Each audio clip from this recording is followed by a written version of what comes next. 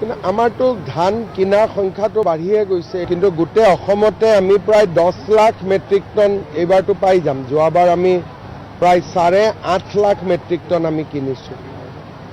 প্ৰত্যেক বছৰে ধান কিনা আৰু কৃষকৰ সংখ্যাটো বাঢ়িয়ে গৈ আছে, কিন্তু আমাৰতো ধান কিনাৰ সংখ্যাটো বাঢ়িয়ে গৈছে, কিন্তু গোটেই অসমতে আমি প্ৰায় 10 লাখ মেট্ৰিক টন এইবাৰটো পাই যাম। যোৱাবাৰ আমি প্ৰায় 8.5 লাখ মেট্ৰিক টন আমি কিনিছোঁ।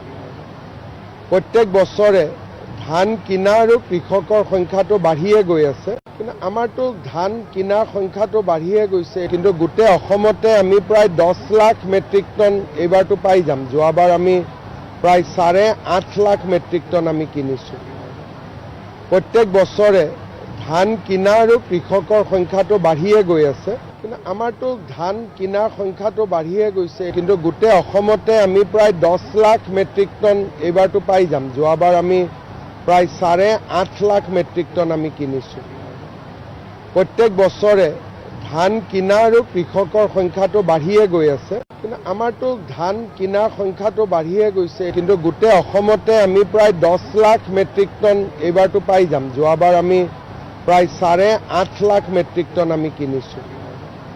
প্ৰত্যেক বছৰে ধান কিনা আৰু কৃষকৰ সংখ্যাটো বাঢ়িয়ে গৈ আছে।